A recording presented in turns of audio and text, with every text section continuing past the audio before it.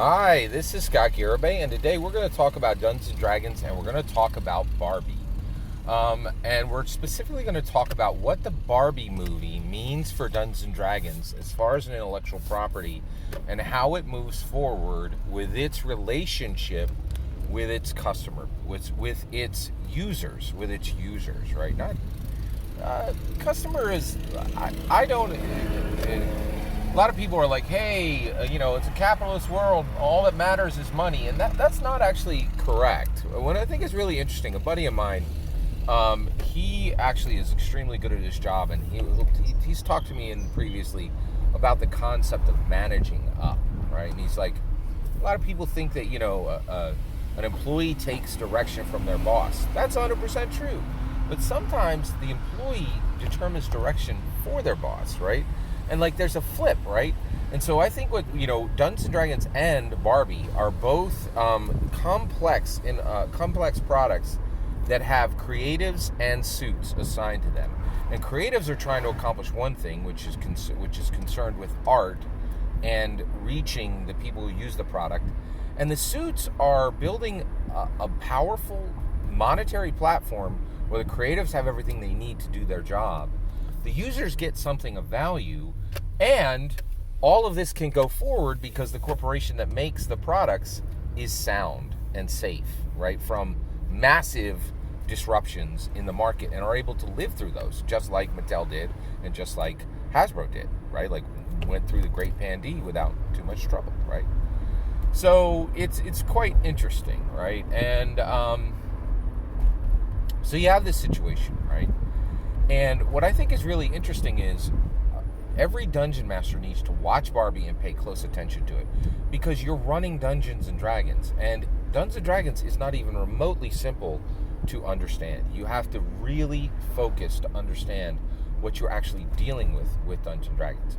And I think really Barbie and Dungeons and Dragons are sister products from the perspective of they both have exactly the same challenges, which is users who have different uses for the product and different expectations for the product. So with Barbie, you have this situation where you have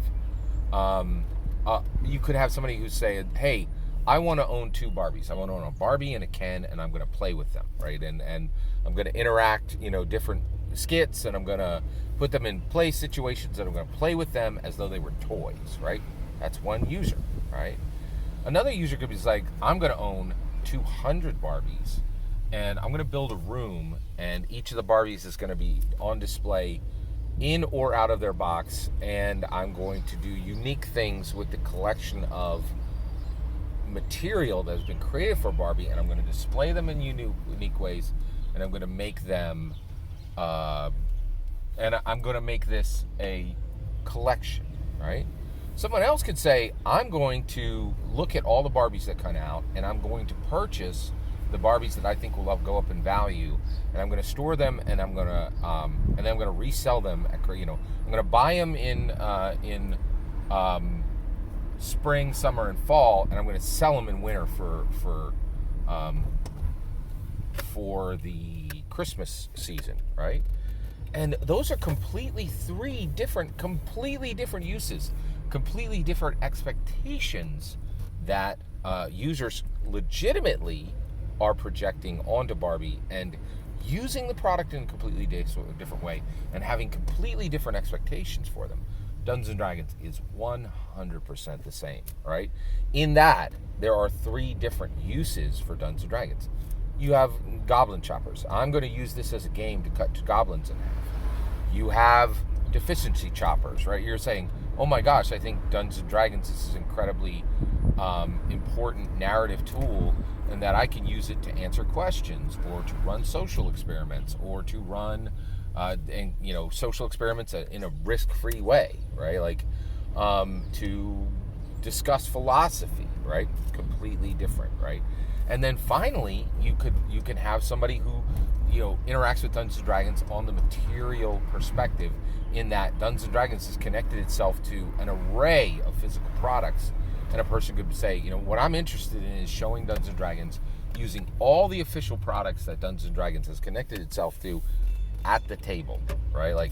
Lego, Yahtzee, Magic, Funko Pop, right? You know, Fortnite, all of it, right? Let's go. You know what I mean? And so it's really fascinating. 3 different uses, 3 different expectations, and I think that's the glory of Barbie and Dungeons and Dragons. And every dungeon master needs to see Barbie so they have a clue of what they're dealing with in these different perspectives, right? So every single word of that is my humble opinion. What's important is going to get to hear your humble opinion when you get in the comments and send your traffic. Please consider liking and subscribing, and have a wonderful millennium.